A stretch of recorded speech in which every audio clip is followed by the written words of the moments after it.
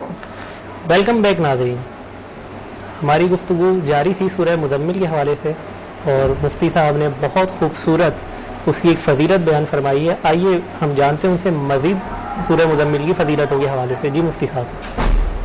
تو ابھی جو میں نے فضیلت اور اس کی خاصیت ذکر کی کہ بزرگان دین فرماتے ہیں کہ ایک مرتبہ سوتے وقت یا تہجد کے وقت جو سورہ مزمل کو پڑھ لے، انشاءاللہ تعالیٰ ایک وقت آئے گا اس کی پابندی کے ساتھ کہ حضور علیہ الصلوۃ والسلام کی زیارت سے مشرف ہوگا۔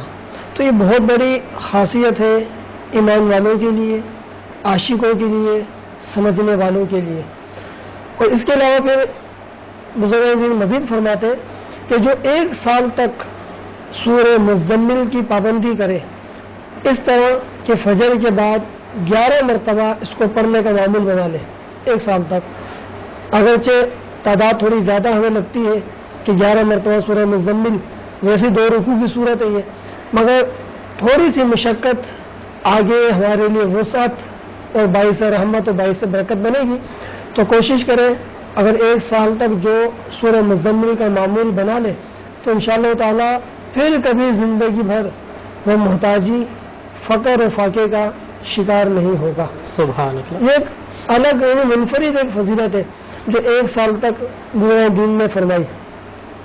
اسی طرح روزانہ جو 7 مرتبہ پڑھنے کا عادی ہو سورہ مزمل کا، اس میں ٹائم بھی قید نہیں ہے کہ جس ٹائم اس کو آسانی ہو، دن میں 7 مرتبہ پڑھتا ہو، تو یہ کشادگی رزق، فراخی رزق، وسعت رزق کے لیے بڑا بہترین اور مجرب عمل ہے۔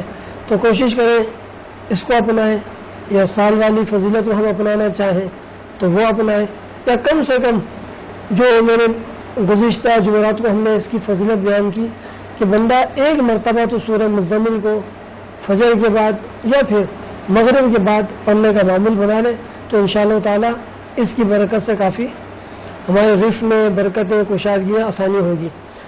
اگر ہم فقط آقا علیہ الصلوۃ والسلام کے اس فرمان کو لے کر گفتگو کریں تو سمجھے پورا ہمارا وقت اسی کی ایکسپلینیشن کے اندر پورا ہو جائے گا۔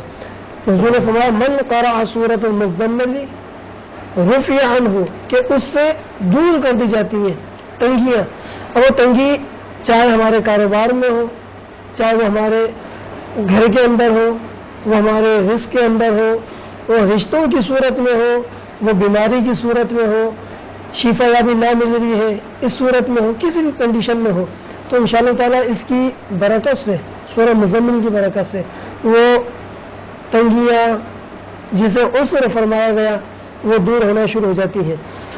اور پھر ساتھ ہی یہ فضیلتیں موجود ہیں کہ تنگی کا ایک نسخہ تو یہ ہے سورہ مزمل، اور یہ بڑا ایک طویل نسخہ ہے، ساتھ فَإِنَّ مَعَ الْعُسْرِ يُسْرًا، جو یہ سورہ الم نشرح کی آیتیں ہیں، آیت نمبر 4 آیت نمبر 5، فَإِنَّ مَعَ الْعُسْرِ يُسْرًا إِنَّ مَعَ الْعُسْرِ يُسْرًا، جو اس کو اپنا لے، اس کے اندر بھی اسی بات کا ذکر ہے کہ بے شک اللہ ہر مشکل کے بعد آسانی ہے، ہر مشکل کے بعد آسانی ہے، یعنی اللہ ہر مشکل کے بعد پھر آسانی پیدا فرما دیتا ہے، اور اللہ تو بندوں پر آسانی چاہتا ہے۔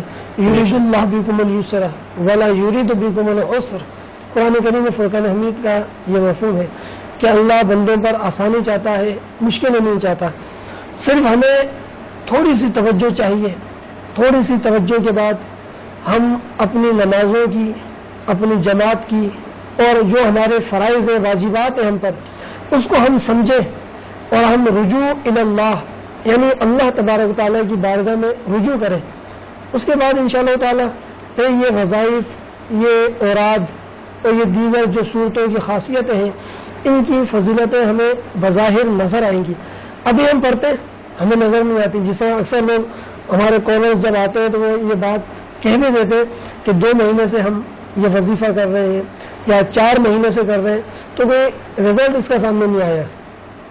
تو وجہ یہ ہوتی ہے کہ جو یعنی بیسیکلی جو پرابلم ہے، جہاں سے وہ ہمارے ساتھ مسائل پیدا ہو رہے ہیں، اس کو ہم ختم نہیں کرتے۔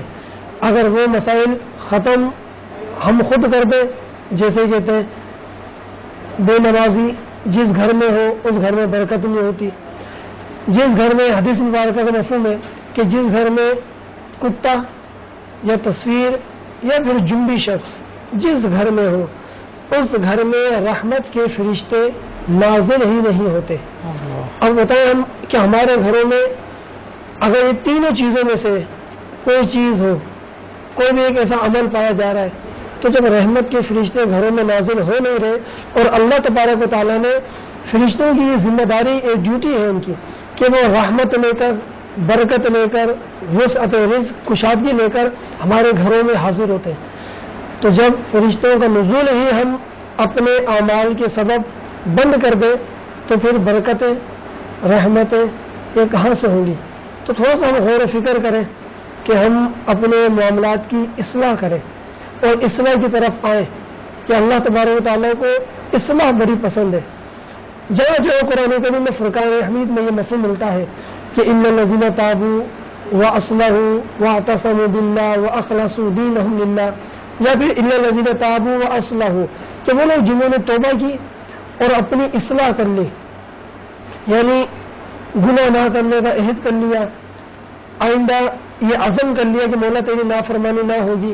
अब जब वो इन शराइत को मलहूज़ खातिर रखते हुए जब वो रब की बारगाह में रुजू करते हैं, नमाजें पढ़ते हैं, गिर गिराते हैं, इबादतें करते हैं, रियाजतें करते हैं, मुजाहिदे करते हैं, तो अल्लाह तबारक व तआला को इनकी ये अदा बहुत ज़्यादा पसंद आती है और अल्लाह तबारक व तआला इन पर अपनी रहमतों के दरवाज़ों को खोल देता है। सुभान अल्लाह। इसी तरह कई हदीसों में ये मफ़हूम मिलता है कि रहमत के दरवाजे खुलवाने वाली भी चीज़ें हैं।